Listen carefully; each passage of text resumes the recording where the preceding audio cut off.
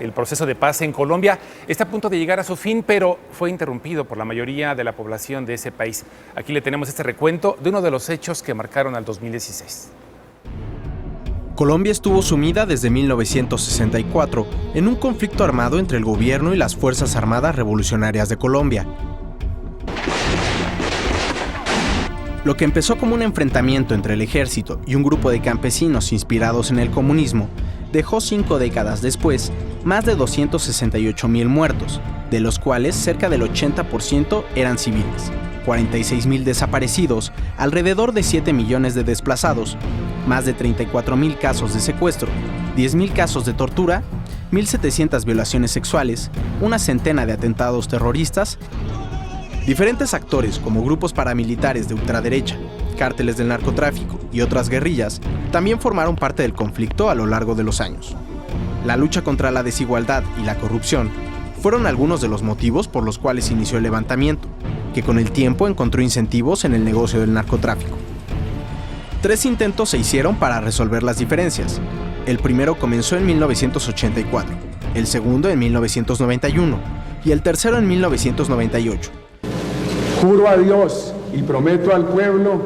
Álvaro Uribe llegó a la presidencia en 2002 y reanudó con fuerza la ofensiva contra la guerrilla. Ese año sería el más sangriento del conflicto, con casi 77,000 muertos. En los ataques murieron varios líderes rebeldes y el movimiento quedó diezmado. A su llegada a la presidencia en 2010, Juan Manuel Santos continuó con los embates. Tras una década de intensas ofensivas, las FARC se encontraban debilitadas, pero el conflicto no parecía ver su fin. Por lo que en noviembre de 2012, el gobierno y la guerrilla se reunieron para entablar conversaciones de paz. Desde entonces, el país gozó de manera intermitente de un alto al fuego. Santos fue reelegido presidente en 2014, tras usar la bandera de la paz como estandarte durante su campaña. Colombianos de muy diferentes convicciones se movilizaron alrededor de una causa que es la causa de la paz. Las negociaciones avanzaron lentamente, por lo que Santos dio un ultimátum al proceso. 2 meses después, en septiembre de 2015, en La Habana, el presidente y el líder de las FARC se reunieron para firmar un acuerdo preliminar. El 26 de septiembre, en Cartagena, finalmente se selló la paz.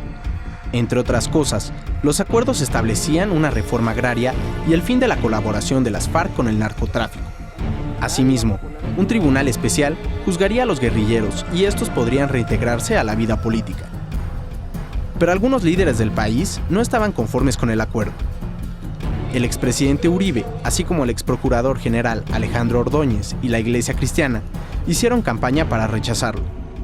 La oposición criticó que los guerrilleros quedaran impunes, y pese a lo prometido, prevalecía el temor de que las FARC pudieran seguir con el tráfico de drogas.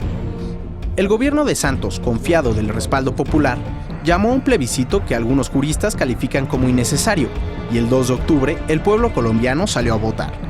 Sorpresivamente para muchos, con 50.2% de los votos, ganó el rechazo a los acuerdos. 5 días después, el 7 de octubre, el Comité Noruego anunció que otorgaba el Nobel de la Paz al presidente Santos por su resoluto esfuerzo para terminar con la guerra. El 12 de noviembre, el gobierno y las FARC anunciaron un nuevo acuerdo con los cambios reclamados por la oposición. Aunque Uribe y los detractores del pacto rechazaron también el nuevo texto, este fue firmado el 24 de noviembre y ratificado por el Congreso el 30. El gobierno rechazó realizar una nueva consulta popular para respaldar al acuerdo renovado. Formalmente, el proceso de implementación del acuerdo de paz comenzó en diciembre. Sin embargo, es posible que algunos temas como la liberación de los presos y la presión de la oposición por realizar un nuevo plebiscito demoren más tiempo. La paz firmada con las FARC no significa el fin del conflicto armado, pues otros grupos como el Ejército de Liberación Nacional o los grupos armados organizados, herencia de los paramilitares, siguen en activo.